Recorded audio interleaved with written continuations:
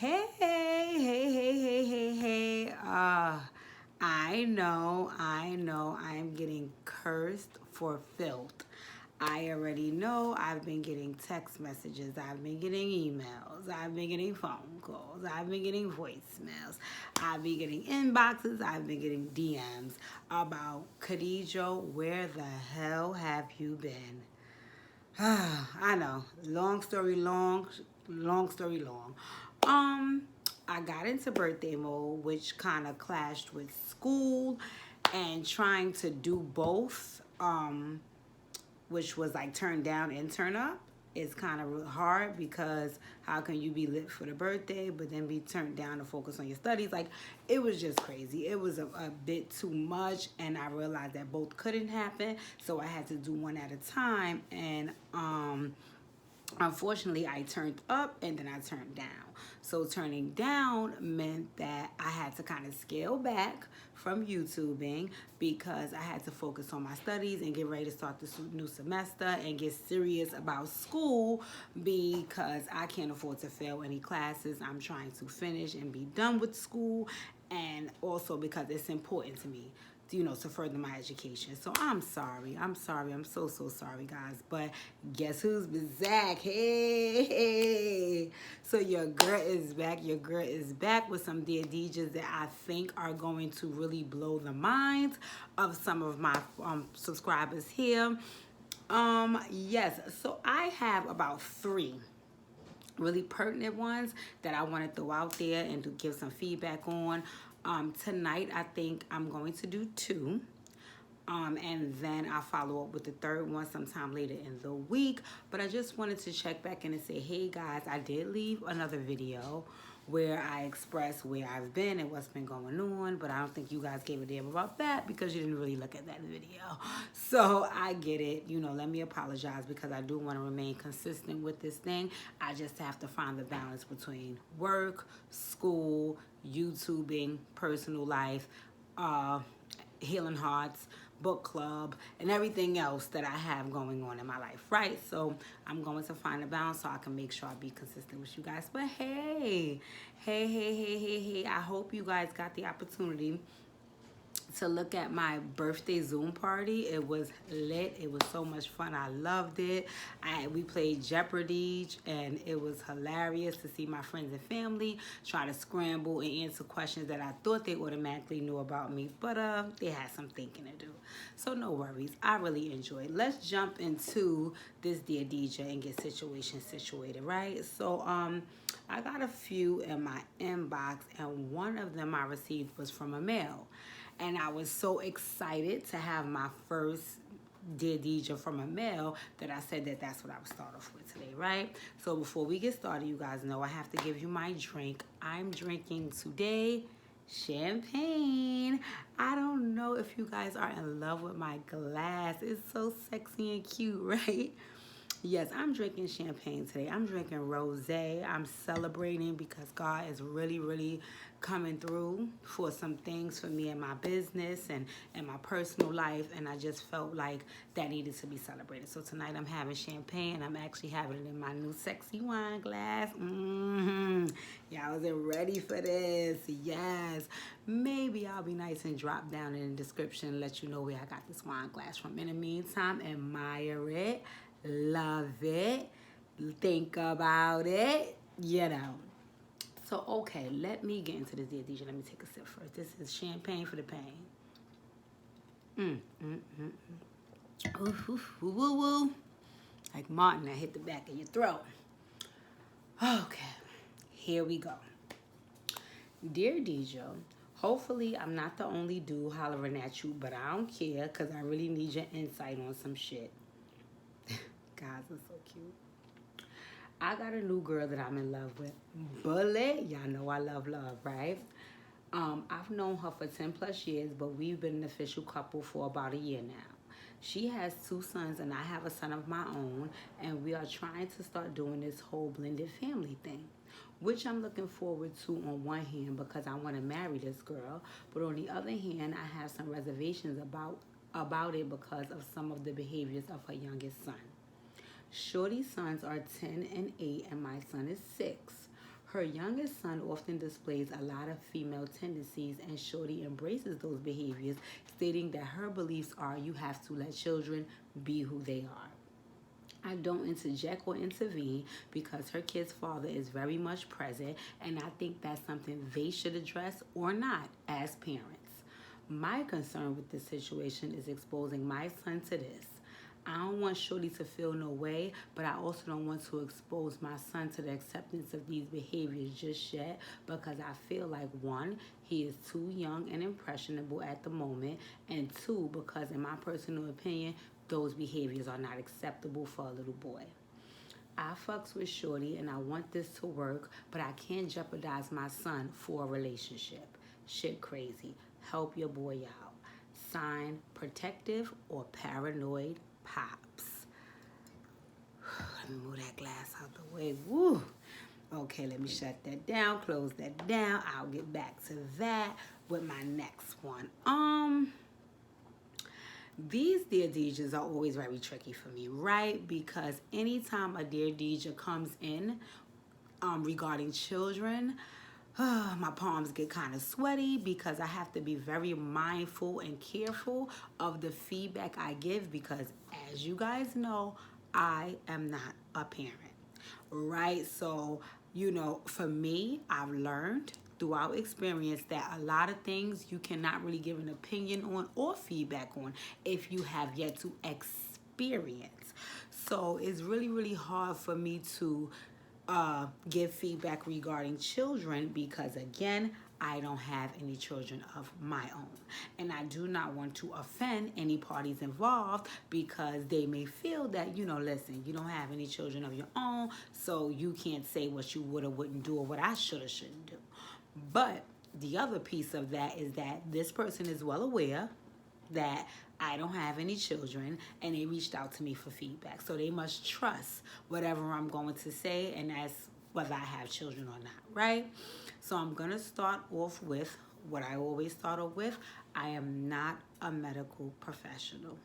Okay, let me make that very clear. Let me give my disclaimer because I do not want people saying, well, you said that I should. No, I gave some feedback, which is my opinion, and you can decide to take heed to it or not. But I am not a medical professional, so this is not coming from a medical standpoint. This is just me assessing the information that you've given me, right? So let's dig into this.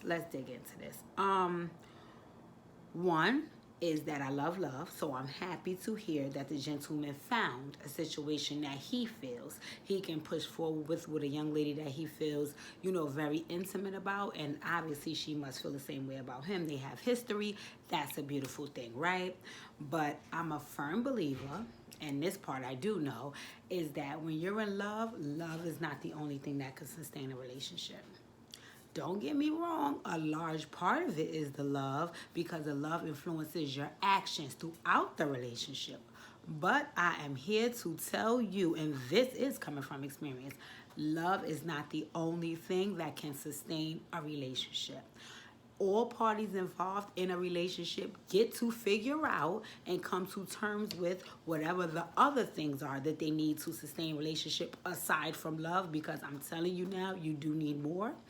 But let me give it to you front and center. Love is not the only thing you need to sustain a relationship, right? Because in this situation, the gentleman loves the young lady. From what he shared, the young lady loves him and they're trying to move forward. But there are some bumps in the road that could prohibit that.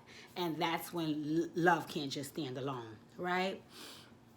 So I'm going to say this. One of the biggest things that I personally share with people, especially when I'm doing heal and haunt sessions, is for me, I focus on the 3 E's, right? The 3 E's is how I was what I center my life around, right? That's experience, education, exposure.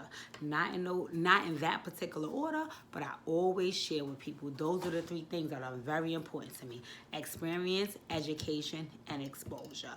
And when I'm having conversations with people, they always say to me, well, they ask me, what do I think is most important? And 99.9% of the people that I know, when I ask that question to them, they always blurt out education, right? Do I think education is important? Yes, I just shared with you guys. It's very important for me right now to further my education. But if I'm being honest, and I share this with people all the time, for me, the biggest E in those three is exposure. And that's just because of my own personal situations and also what I've been privy to with other folks, right? So I feel like, when you're coming up, people can educate you and schools can educate you, and academically you could be very astute and a scholar. But if you have no real life experience, that will be a hindrance for you, because everything that you share and convey will come from what you got from a textbook. And textbooks are not always conducive to real life, right? And then I feel like experience is important, but I feel like what you're exposed to shapes all of your experiences. So for me, exposure is very important, right? So, with that being said, this young man expressed that he's raising a young man, right? And I'm in a relationship with a gentleman who's raising a young man as well. And I've been raised by a man who raised many young men, because he was a football coach, he was an educator, and then I have two brothers of my own. And I know with men how important it is to raise your son a particular way to show up in this world, right? And you get to decide what that looks like. As the parent, you get to decide what that looks like on your behalf. Now, as far as a young person, they can stray and go whatever direction they want to go in. But you have to keep in mind what you expose them to is what will assist them in the direction that they're growing, right? Okay. So what I will say is this: your significant other has a job to do. And this is her primary job, and this job comes before anything else on the planet, which is to be a good parent to her children. Right? You said she has two young boys that she's raising. You said that their dad is very influential in their life and very present. So those two people have a responsibility to their two young people, right? They have to make sure they do the best for their young people that they can. So I respect the mom saying, listen, if this is what my young person is displaying, I'm going to honor that and I'm going to respect that, because I'm allowing my young person to be who they are. It's nothing wrong with that. It's nothing wrong with that. If a parent wants to, acknowledge and respect and honor who their child is, they have every right to do so. As a step parent, because that's what you are to this young person, and I'm a step parent as well, you can definitely share some feedback with mom, because you and her have the connection, and you can probably put her on to things that she may not notice. But really and truly, all you can do is kind of be a support system for her as the primary parent. That's what I try to do for my boyfriend, is be the support system for him while he does the parenting. And sometimes I may have to share things with him that he's unaware of, or things that he may not like, or things that he may not see anything wrong with, but just giving him some feedback about, listen, this is what I observed, and you let me know how you feel about me sharing that with you, right? So you can definitely do that with the young lady. It sounds like maybe you have already done so, and again, she shared with you that I'm letting my young person be who he is. That's what she has to do as a parent, right? Fine, that's great. Now, moving on to you, because this is about you, which that's what all Healing Heart sessions are about, the individual person who's coming for the session. You have a responsibility to your son, right? And as I shared with you earlier, parents, they actually expose their children and educate their children on certain things because they want them to grow in a certain direction. If you have a direction that you want your son to grow in, then all your actions and all of your parenting will contribute to that.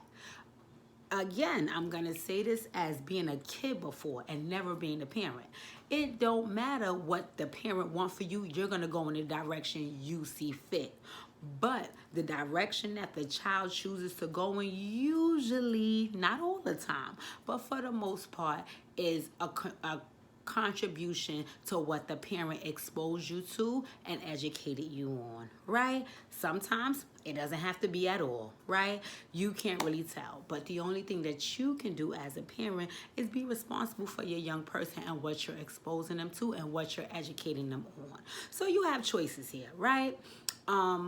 What I can say is you have two choices. One, you can make the choice to say, listen, I'm not interested in exposing my young person to these actions and behaviors of another young person, because that is your choice. Or you can say, I don't have an issue with my young person being exposed to these actions and behaviors, because then I can educate them on what this looks like, and then I can assist them on what direction they need or want to go in, right? The only reason why I would say that it might not be a bad idea to have your young person exposed to this other young person's behaviors and actions that you guys feel are very, feminine and they're a male, is because this is what is taking place all over the world. It's not like this is only in one isolated space.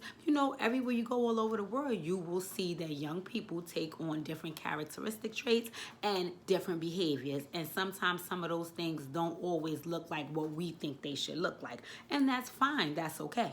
What you don't want to do is keep your young person in a bubble, right?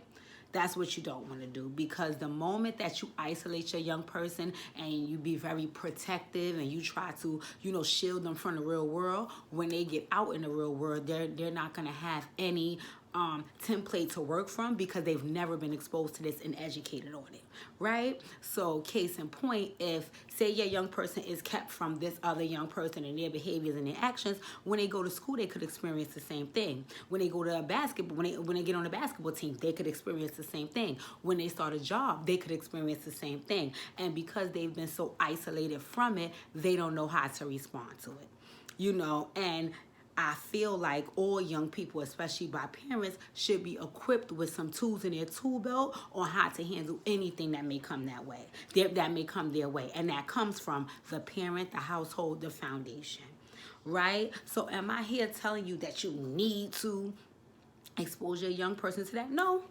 You have a choice. You can choose whatever you want. I'm just here trying to provide you with some options, because I feel like shielding the young person, it can help, but it can also hinder. And I feel like, no, you probably won't be dealing with it right now at 6 years old, but you might be dealing with it at 16 years old, so it's almost like cutting